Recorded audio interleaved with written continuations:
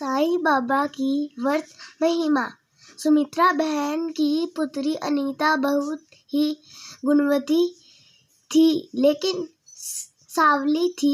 इधर सुमित्रा बहन के पति की माली हालत भी कोई खास नहीं थी।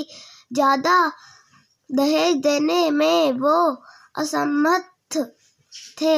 अनीता अब विवाह योग्य हो गई थी, किंतु उसकी शादी नहीं हो पा रही थी।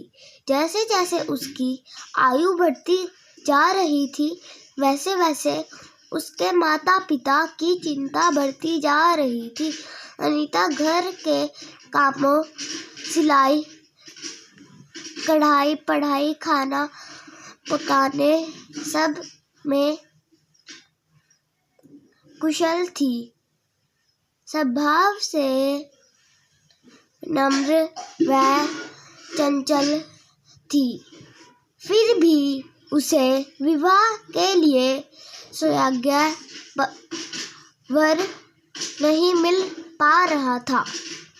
एक दिन अनीता अपनी सहेली मीनाक्षी के यहाँ गई तो उसने देखा कि मीनाक्षी एक किताब पढ़ रही है।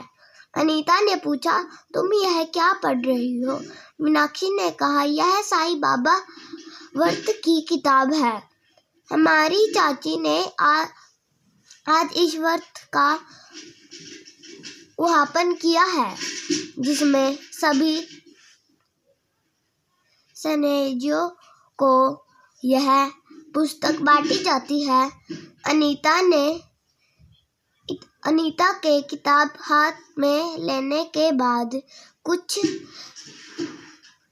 पत्रे पढ़ते ही साईं बाबा की कृपा से उसके मन में यह व्रत करने की इच्छा हुई। वह मीनाक्षी से किताब लेकर घर आ गई।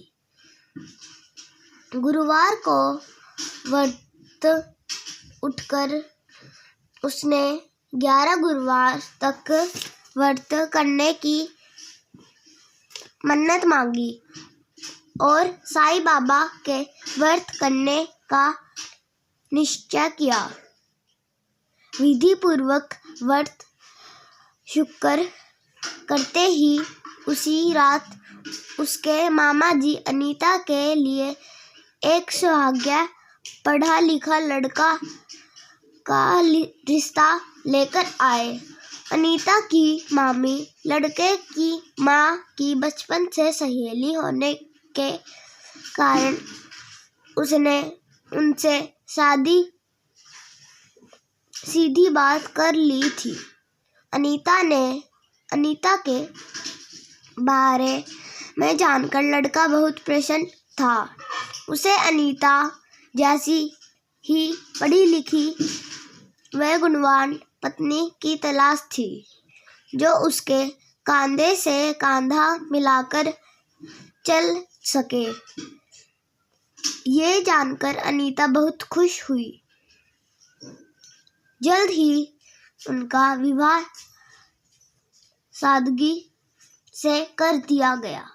ये ही श्री साईं बाबा व्रत की महिमा।